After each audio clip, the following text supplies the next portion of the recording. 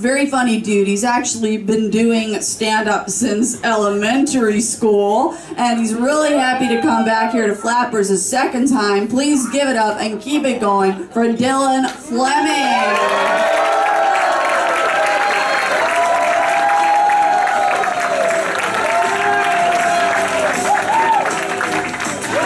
What's up, Flappers?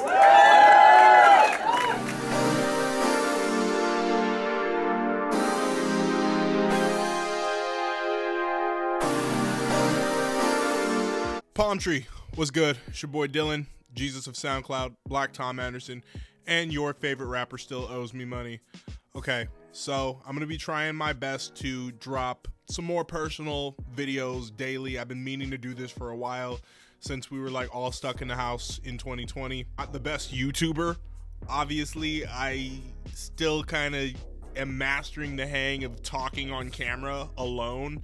As many years as I've been doing this Palm thing, it's still sometimes a little weird for me to just be sitting staring at the camera and like, what the fuck do I look at? And you know, I'm ADD as hell, so you know that's why I'm always looking around in the videos and shit. Alright, check this one.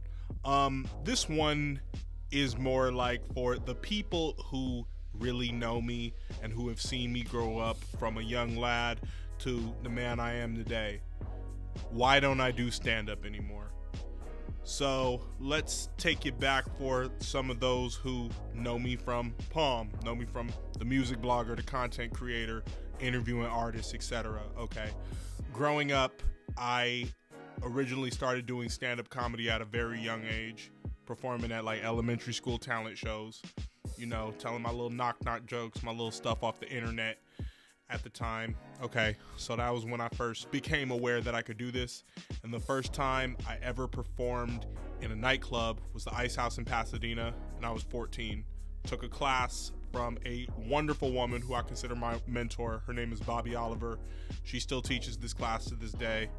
I'll post Bobby's link in the description. Go check her stuff out. She's amazing. While I continued to take that class multiple times throughout high school and then even in college and even post-grad, at the end of that 6-week course or so, she books you for a grad night show where you'll either perform at the Ice House or Flappers.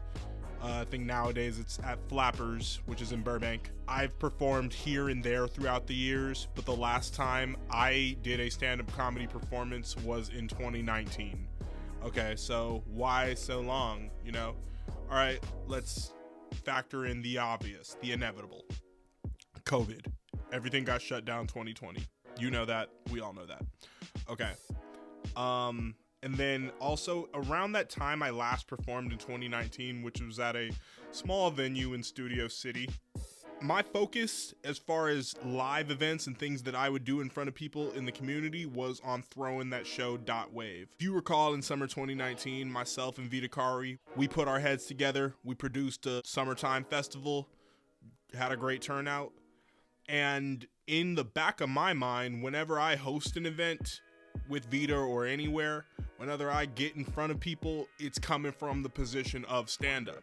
You know, even when I write music blogs, it comes from the position of stand-up. That was really how I got my footing in writing. I tell people nowadays I came from stand-up comedy, or I started out doing stand-up comedy.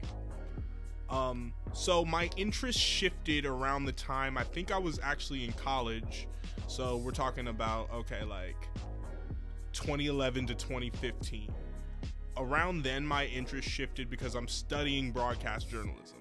At the same time, I'm reading music editorials and studying YouTubers like Nardwuar and Anthony Fantano, who had a background in reviewing music and had a history of interviewing artists, studying guys like Sway, guys like Big Boy.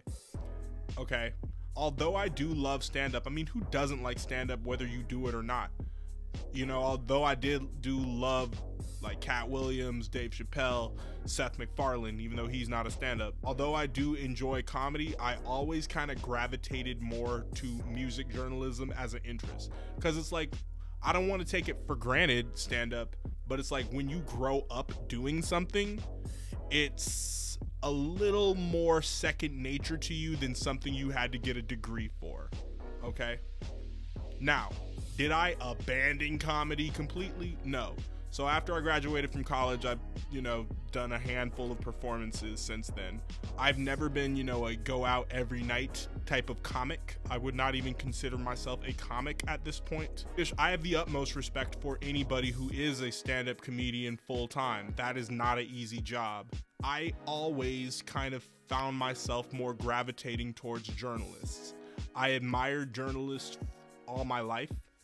Really, people on the news, whether it was like a John Quinones or, the hosts of 106 in Park on BET. I've just always admired how they would have these laid back conversations with iconic people. Just being in a school of journalists in college, shout out to Hampton University, Scripps Howard School of Journalism Communications, I was already moving in more of that circle.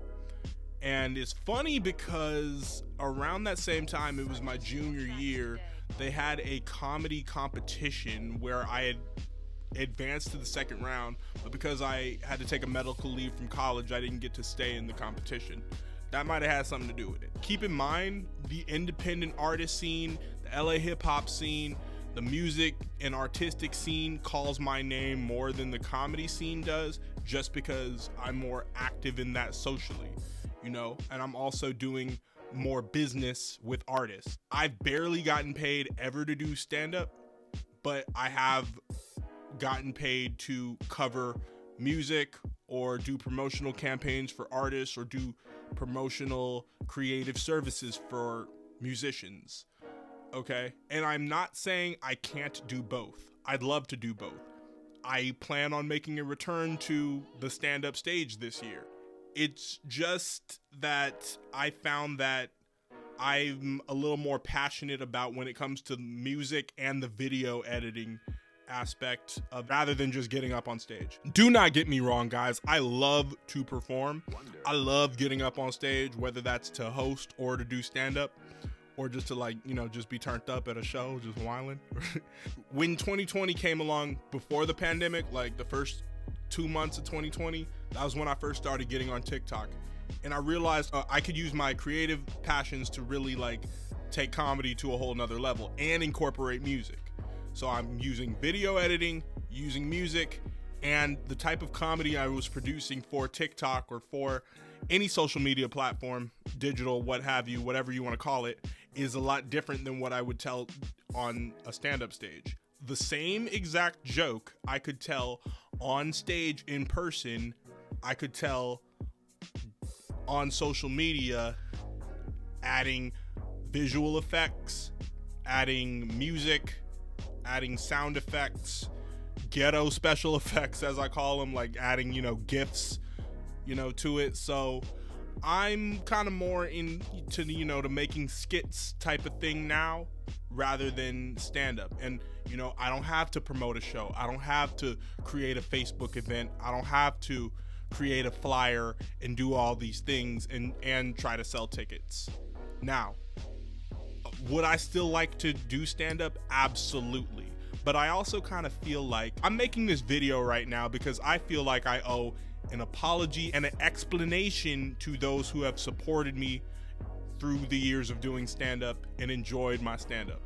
And hey, plenty of artists who are in the Palm Tree have watched my stand-up and enjoyed that. And hey, I'm particularly grateful for their support as well, because a lot of people who I encounter who do music don't necessarily know that side of me, and I feel like that's a big part of my journey. So hey, shout out to everybody I know through the stand-up community, through Tao Comedy, through different open mics who I've networked and met over the years too. In the future, I would like to see my comedy become more of a part of the content I produce. And I would like to, get back to performing on a regular basis. I don't want to sell myself short by not performing in front of people. I believe God gave me a wonderful gift that needs to be harnessed. All right, so that's why I haven't done stand-up in a while. Of course, I'm going to do it again. Just, give me some time. The other big part of this is I know how it looks. It's okay, he used to get up on stage and now he's interviewing all these artists we've never heard of. Okay, just let me This has been going on for a while too, but keep in mind, man, some of the best comedians are also interviewers.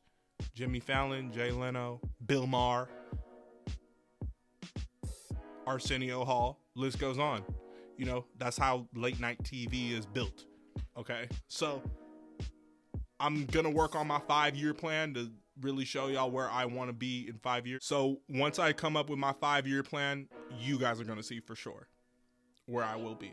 Until then, thank you for coming along on the journey. Make sure you follow me on Instagram and TikTok, like the video, comment below, turn on that notification bell, make sure you're subscribed to the channel. Peace, love, Palm.